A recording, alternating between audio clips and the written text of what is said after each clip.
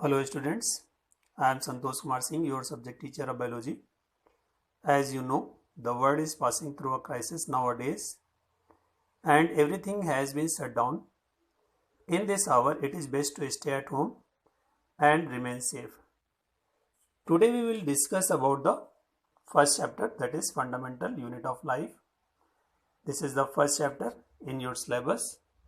As you know about the fundamental unit of life, that is cell. So let's start this chapter with a flow chart. We will understand the basic concept of this chapter through the flow chart. Now, what is a cell? Cell means a compartment, a small box-like structure which is covered by four walls. The cell word taken from the word cellula, that's meaning is compartment. So what is the definition of cell?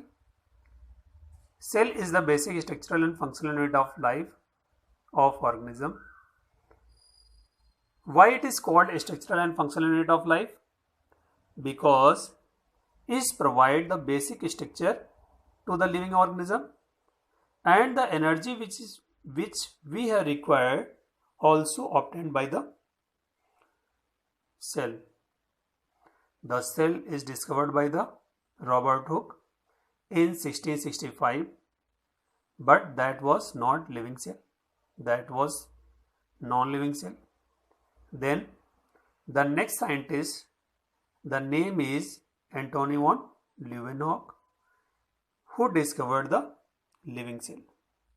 This is the structure of cell in which you can see the different cell organelles and component of the cell. So let's understand about the component of the cell.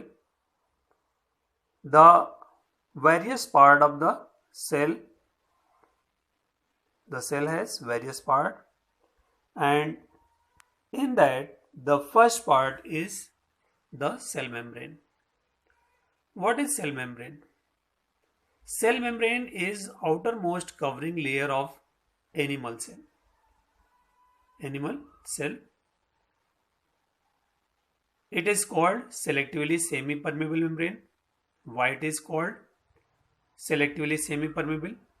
Because it allows some material to come in and goes out, but some are not allows to transfer to outside or inwards. For example, the oxygen and carbon dioxide are diffuses and they transfer from inside to outside and outside to inside. Next part is cell wall. It is the hard covering layer of the plant cell.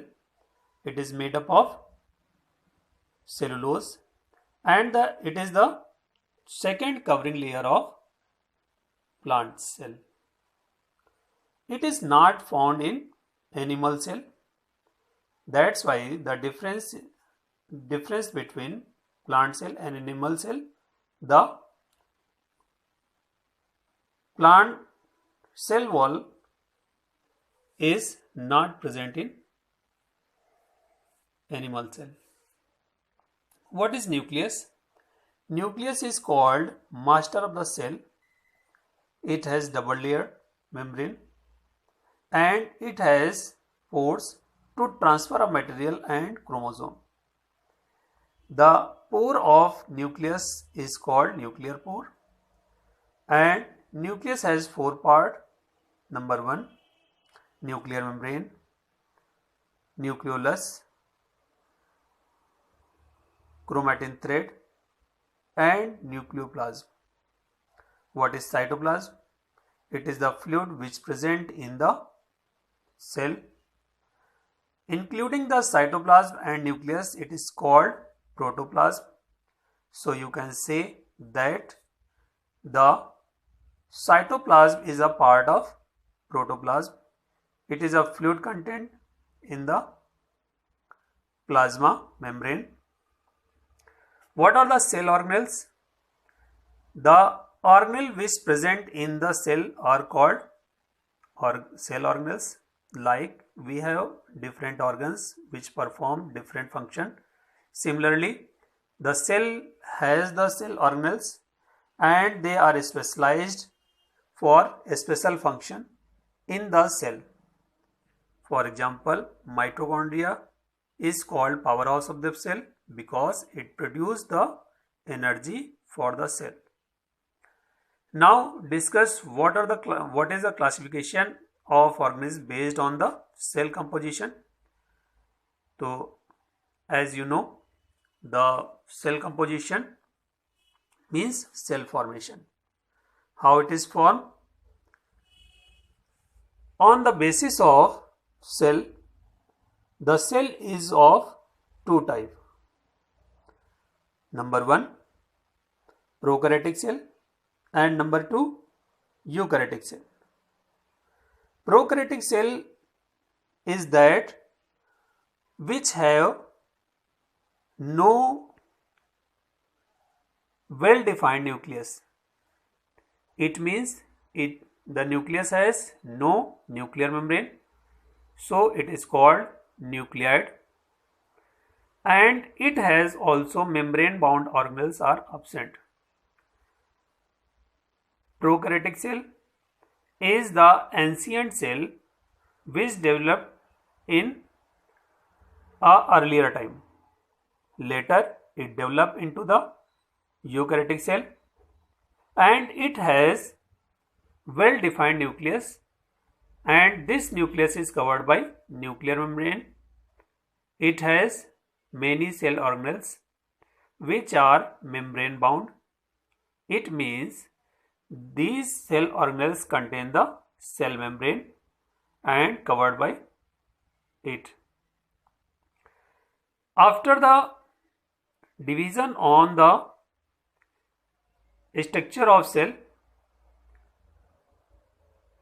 now let's discuss the types of organisms on the basis of cell, number of cell. On the basis of number of cell, the living beings are categorized in two parts. Number 1, unicellular organisms, and number 2, multicellular organisms. The organisms which have single cell are called unicellular organisms, and those organisms which have multiple cell, many cells, are called multicellular organisms. For example, unicellular organisms like amoeba, paramecium, euglena, etc. and multicellular organisms are, for example, plants and animals and all higher living organisms which present surrounding us, which we can see by our naked eyes. So do this work, add in your copy also. Thank you. Have a nice day.